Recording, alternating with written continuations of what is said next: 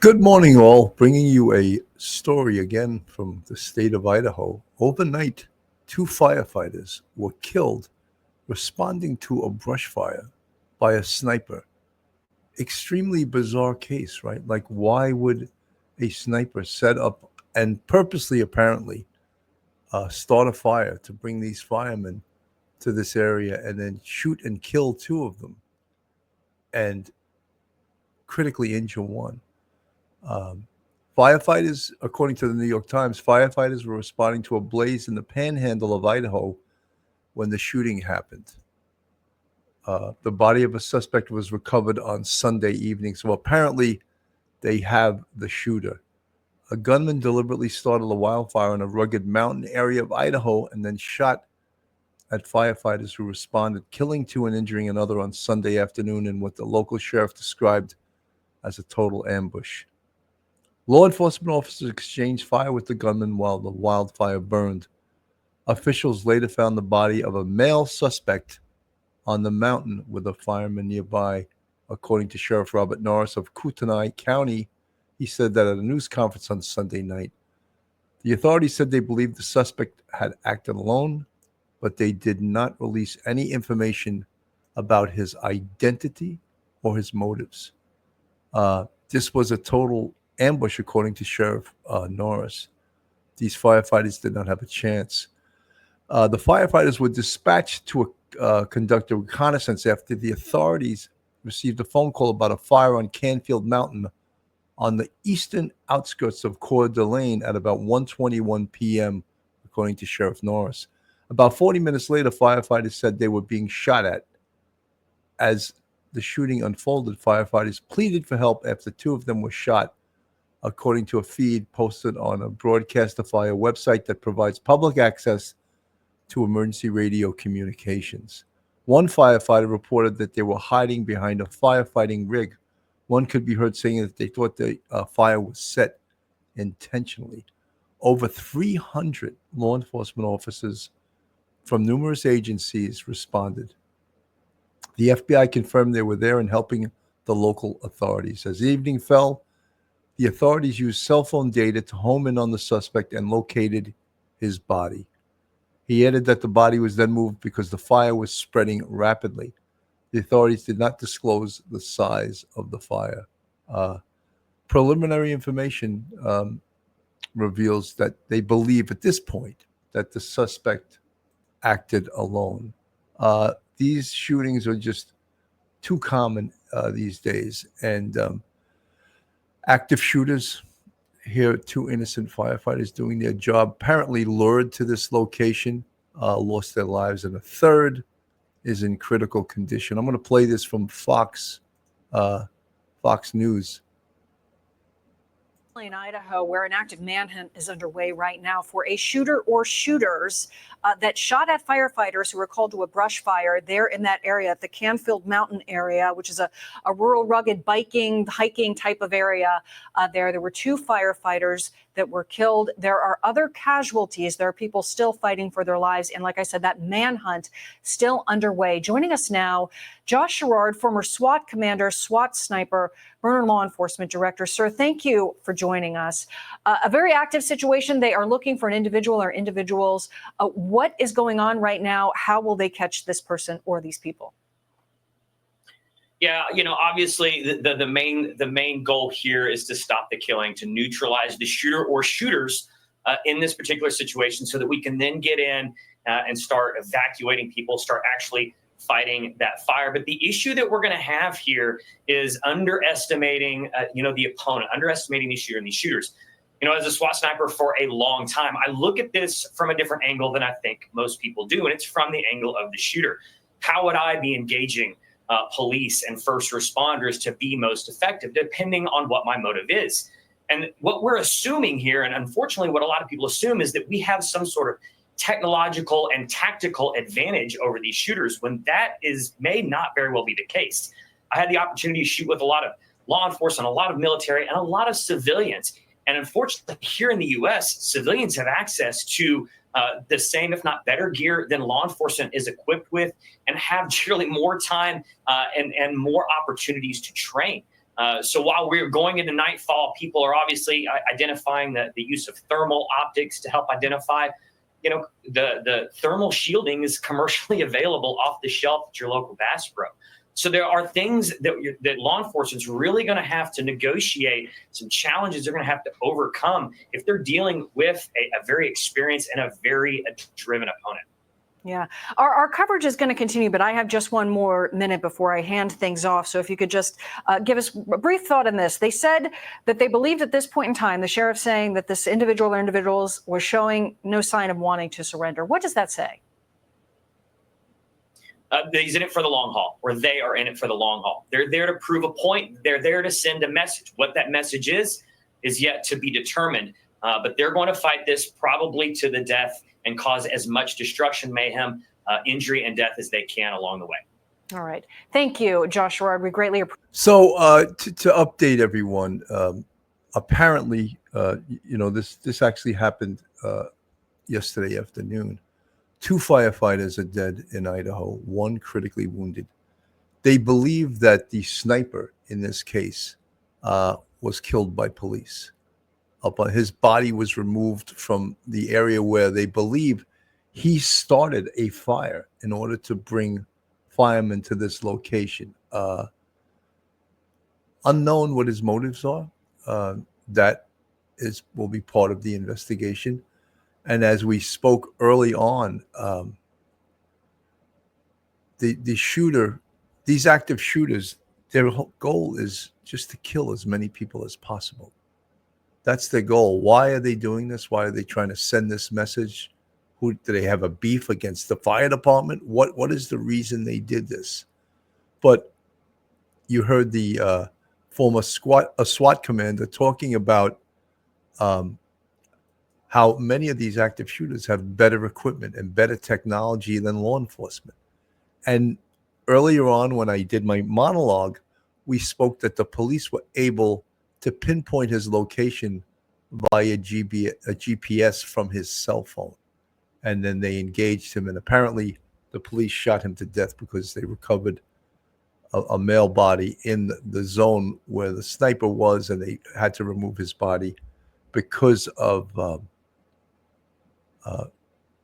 fire burning out of control. Not in control. It was sort of out of control.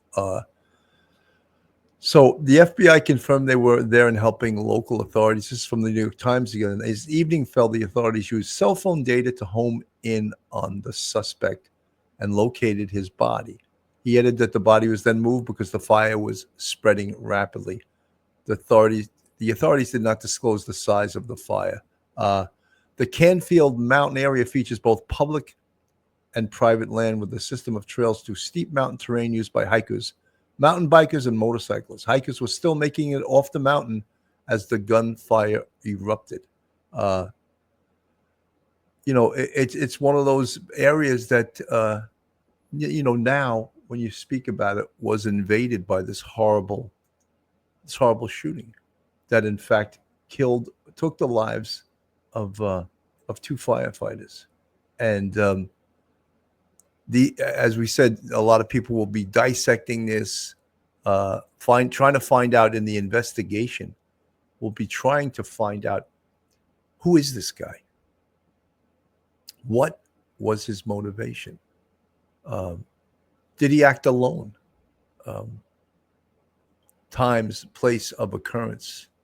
How long has he been planning this? One of the first things they will be doing, of course, is finding out who he is. And then and I'm sure they know that now, they would conduct a search warrant on his home, see what does he have in his home. And law enforcement has to be cognizant of the fact that the shooter expected to die. And so they have to be cognizant of the fact that he may have booby-trapped his house because he knows that they're going to conduct a search warrant on his home. Are there more weapons? Is there information in his home as to why he did this? Booby traps. They have to be very concerned about booby traps. So how do they respond? Does he live with family? Does he live by himself? What does his family know about his ideology? Why would he do something like this? This is from CNN. News: a suspected sniper found dead, and now a massive investigation is really just getting underway after what the sheriff says started as an emergency response to a brush fire turned into an ambush on first responders in Idaho. 2 firefighters were killed. The sheriff says a third firefighter was also shot and is still fighting for his life. Calls into emergency dispatch in the midst of it paint a terrifying scene of the moments they realized that they were under attack. Some law enforcement right now, there's an active shooter zone. They're shot. BC3's down, BC1's down. Everybody's shot up here. Law enforcement, code 3 now up here. The ambush sparked a That sounds so terrifying to hear one of the firefighters screaming into the radio, calling 911. They need help. There's an active shooter. Get us help. And he must have been shot them with a rifle, with a high-powered rifle. So gunshot wounds from a high-powered rifle obviously are very concerning. And as a result of that, 2 firefighters lost their lives here. So terrifying to hear that 911 call. huge response from law enforcement. More than 300 officers from various agencies and neighboring counties were all called up to help. At one point, officers exchanged gunfire with the suspect, but it was more than 6 hours after that first fire call that his body was found. This morning, fire crews are still working to contain the fire that he allegedly started, still burning on Idaho's Canfield Mountain. CNN's Julia Vargas Jones is live in Coeur d'Alene, Idaho with the very latest. What are you learning? Good morning, Kate. Well, the plan today from authorities is to go back to that location where the body of the shooter was found for further investigations. What are they looking for? They're looking for more weapons and more ammunition that gunman may or may not have had with him. Now, they had to remove the body from the location relatively quickly, they said last night in a press conference, because of the threat of that fire. So we have not learned any further details about who this gunman was or what were the weapons that he had with him. But we did hear from the sheriff of Kootenai County here in Coeur d'Alene talking about the very nature of this attack and what that was like for the firefighters that were responding on the scene. This was a total ambush. These firefighters did not have a chance. When you have an environment where you don't know where the bullets are coming from because of the trees and the shrubbery and what have you, it is daunting for police officers, let alone firefighters who are there just to put out the fire. Unimaginable, Kate, what these firefighters went through. And now this community is also left with so many questions as the investigation continues in the coming days. Now, I do want to share with you one interesting detail is that authorities did use his cell phone, the shooter's cell phone, to ping his location. And as you mentioned, they had exchanged fire with him, but that for another 90 minutes is how they tried to triangulate him until he eventually was neutralized. We don't know how. Interesting that they were able to use his cell phone and track his location via the GPS on his cell phone, the pings to the cell towers, and triangulate his location.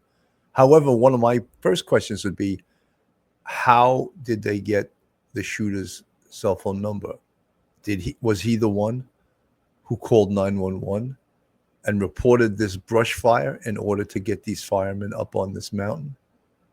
That is the question. Or did law enforcement somehow identify him, and did a friend or a relative give up his cell phone number, and they were able to triangulate that through technology and figure out his location and engage the shooter?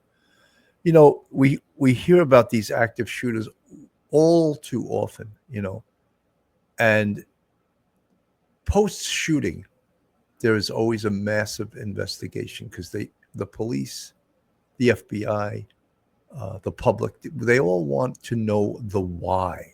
Why did this person call 911, report a brush fire. And it's believed, according to the fireman and according to the New York Times report, that he potentially set the fire himself to lure the firemen up onto that mountain.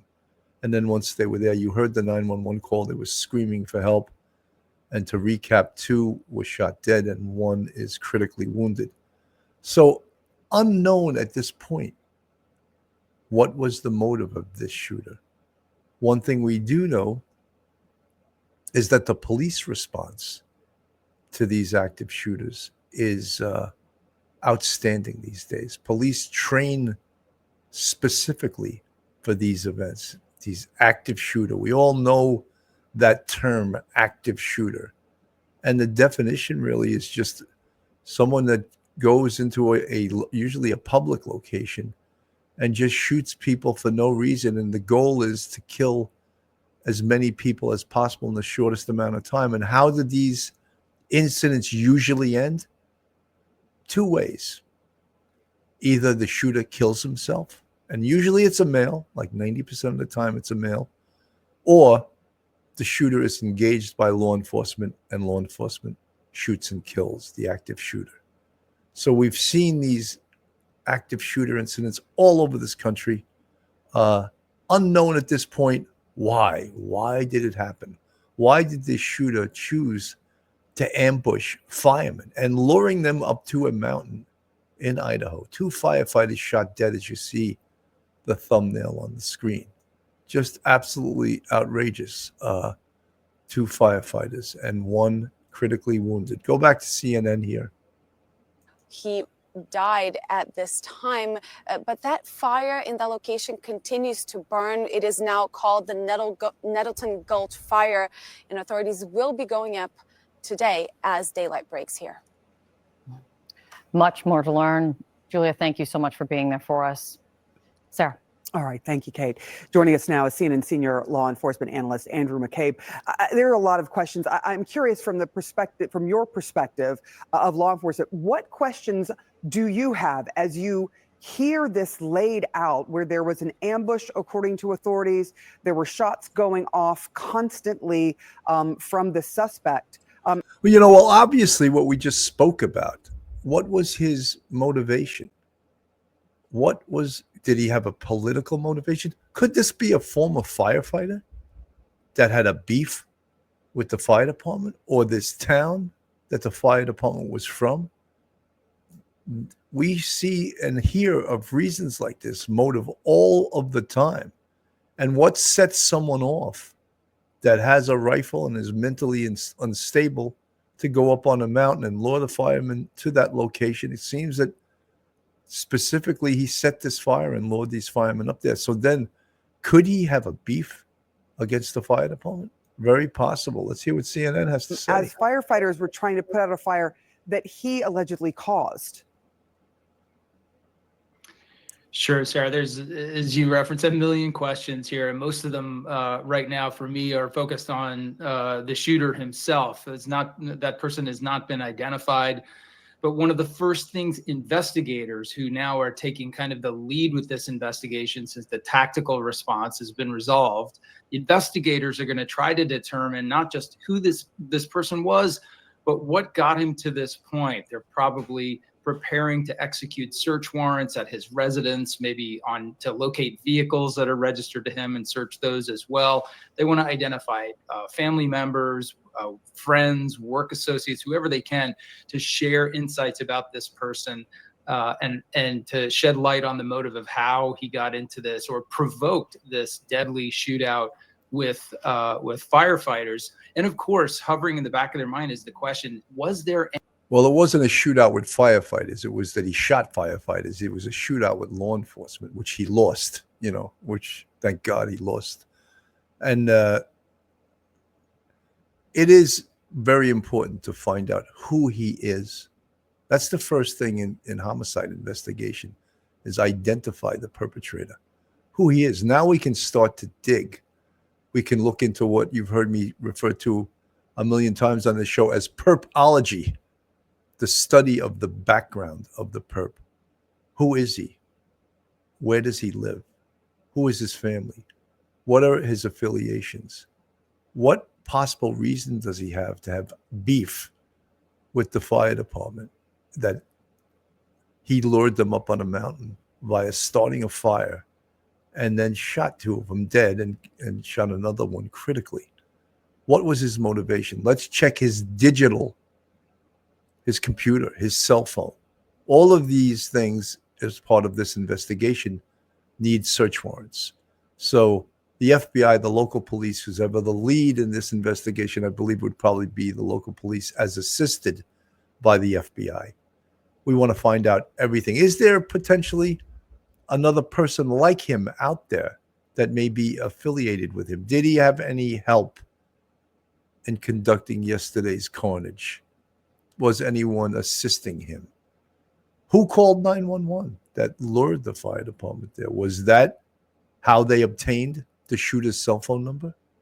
Was it, in fact, his cell phone, his number that called 911, and then 911, of course, would give that number to law enforcement so they could track the shooter? That may have been what happened. Anyone else who helped with this? Could there have been another shooter present at that location and participating in the attack? Or could somebody have simply helped him prepare for it, arm himself, that sort of thing? Because you want to know, is there someone else out here who might be like-minded and who might try to stage a similar attack in the future? Yeah, I mean, that's always the big fear. Or if there are people that see this and decide to be copycats. I am. Right away also, just thinking out of the box and ahead of these CNN people is that does he have a Facebook? Does he have a Twitter? Does he have an Instagram? Was he posting any hate-filled material on any of these social media sites? And then once you obtain that information, is there a nexus between that and the shooting yesterday? And who is he affiliated with? Who are his friends? Could he be part of some type of militia? All of those things are questions that law enforcement must ask in this investigation. And a good investigation takes time. All the big bosses and all the news people, they want this information yesterday. But if you want accurate information, big boss and broadcast people, you're going to wait because it takes time to get accurate information. If you want inaccurate information, I'll give it to you right now. But it's going to change. You'll always hear competent police commanders say, we want you to know that the information we are giving you right now is preliminary and subject to change. This is what we know right now. So again, this case is in a flux, and they will find out more information as it moves along. But right now, what we do know, to recap, is when we look, and look, the FBI, the local police, they of course know right now who this shooter is. They know who he is. Perhaps not why he did it, but law enforcement is busy right now getting search warrants to process the perpetrator's house, his car, his digital media, his cell phone. So all of those things, law enforcement is up on it right now so that they get answers as to the why in this case. Why did this happen? This is News Nation. Police there say the gunman in the deadly firefighter ambush is dead this morning as they now search for a motive. 2 firefighters were killed. One more is now fighting for his life in the hospital. Police say that man intentionally lit the fire in the mountains to lure crews to the scene and then shoot them with his rifle. News Nation's Nancy Liu is live on the scene in Kootenai County, Idaho this morning. I mean, Nancy, what an awful story. What comes next for investigators after this tragedy, and anything new overnight? Yeah, very tragic for this area and Coeur d'Alene, but the immediate task right now is putting out that wildfire, which is burning not far from here on Canfield Mountain. We are not allowed near it. It is now 26 acres, we're told. It is called the Nettleson Gulch Fire, and much of it is a crime scene. As you mentioned, the suspect is dead. His body was moved by law enforcement last night because the flames were getting closer to it. So the body was recovered along with a weapon, and law enforcement not revealing what kind of weapon was retrieved. Now, an autopsy is pending, so it's not known yet whether this suspect took his own life or whether he was neutralized by SWAT teams. Investigators, they are expected back out onto the mountain after daybreak when we have sunlight, when they hope to gather more physical evidence. But the community threat, it is over, and law enforcement now believes that this suspect acted alone as an arsonist, as a sniper, as a murderer. And authorities use cell phone data to pinpoint his location. They are not naming him at this point of the investigation. The community was updated last night by Kootenai County Sheriff Robert Norris. Take a listen to just a bit of what he had to say. We believe that there's a likelihood that when we are able to enter the scene again tomorrow without the threat of fire, that we'll find other weapons that were placed. So this was a total ambush. These firefighters did not have a chance. And the names of the 2 firefighters killed not yet been released, and a 3rd firefighter remains hospitalized fighting for life. Now, we're showing you video released by the Spokane Valley Fire Department, because last night, just a very emotional time in this region as a procession miles and miles long of law enforcement bringing the 2 fallen firefighters off of the mountain. And here in Coeur d'Alene, everyday residents line the streets, many of them holding flags. So just a horrible, tragic time for this community. Marky? Thinking of those families and first responders in that community during this it's unspeakable evil. Thank you. So, to recap, yesterday afternoon and actually went into the night and through the night, 2 firefighters were lured to a location on a mountain in Idaho, and they were met by gunfire by an active shooter who shot and killed 2 of them and critically wounded a 3rd. It is believed at this point, and not confirmed, that police engaged the active shooter, and they either shot him dead or the active shooter took his own life. That remains to be revealed at this point. However, today in a canvas, they will go back up on the mountain and see what other weapons perhaps the active shooter had. They have to be very careful because the active shooter could have set the area up around where he conducted the shooting. He could have booby-trapped it. The responding investigators will also find out how many shots he fired based on spent shells or ejected shells from a rifle. We assume it was a rifle. Ejected shells that would be on the scene. So they would go back and continue this investigation. Of course, everyone wants to know at this point the why. Why did someone start a brush fire? Maybe that we're not 100% sure. Did the shooter, in fact, call 911 himself? And is that how they obtained his cell phone number, which actually resulted in them finding out his location, triangulating his location, and engaging the shooter? So these are many of the questions we have. And of course, everyone always wants to know in these instances, why? What was the motive?